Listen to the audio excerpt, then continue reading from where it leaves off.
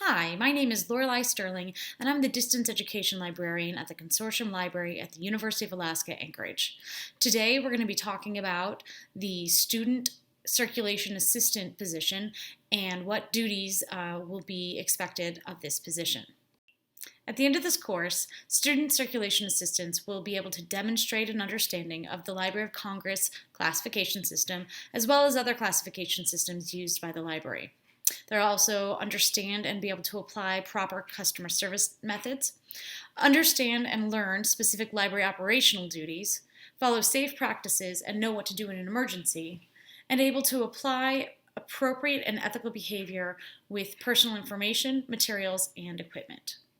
There are also 5 learning objectives that you will be tested on to see whether or not the course goals have been met. You'll be tested on whether or not you can explain library policies and procedures related to access services to both library patrons and staff. You will be expected to be able to organize and maintain collections through shelving, shifting, and shelf reading. You'll need to be able to implement access service models that support quality customer service in a library setting. You'll need to complete assigned tasks in an exemplary manner, and you will be expected to display appropriate behavior for a work setting.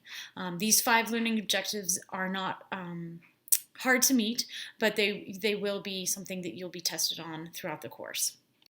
There are 6 library activities that will be completed during this course. The first one is the library orientation. This orientation consists of an audio tour with a map, a review of the policies, procedures, and responsibilities. So in addition to the audio tour, you'll also need to complete FERPA training, Title IX training, and a small quiz of the daily tasks list.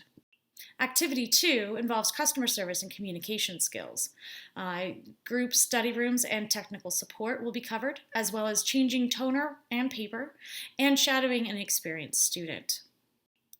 Activity 3 involves shelving books and shelf reading.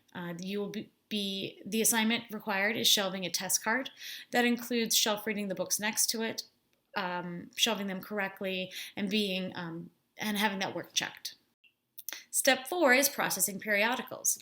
Periodicals are anything so you might have heard the term serials, periodicals, journals, magazines. All of these are periodicals.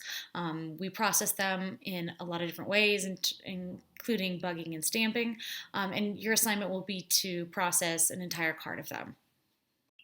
Activity 5 is book processing. Although it's very similar to periodical processing, it is more complex in that we also cover books with a plastic cover. So you'll need to stamp, bug, and cover the books, and for this you'll be shadowing a more experienced student worker as well. The final activity is a student's choice. So you will have your choice of learning book repair, learning how to donate books to a nonprofit organization, learning interlibrary loan, which involves a lot of scanning of documents, or working on the reference desk. And the reference desk is providing technical support, printing, and copying, and that sort of thing. You'll get to participate in training for whatever selected activity you choose. These 6 activities all fit into the different learning objectives. So at the end, there will be a quiz based on the activity or assignment, and depending on your results of the quiz, I assume most of you will get 100%. These are not complicated tasks. You'll be able to move on to the next one. All activities should be completed within the first 2 weeks of your employment, with a special focus on the library orientation happening during your first shift. I want to make sure that all of you are aware and understand both FERPA regulations and Title IX regulations so that we all work together as a team.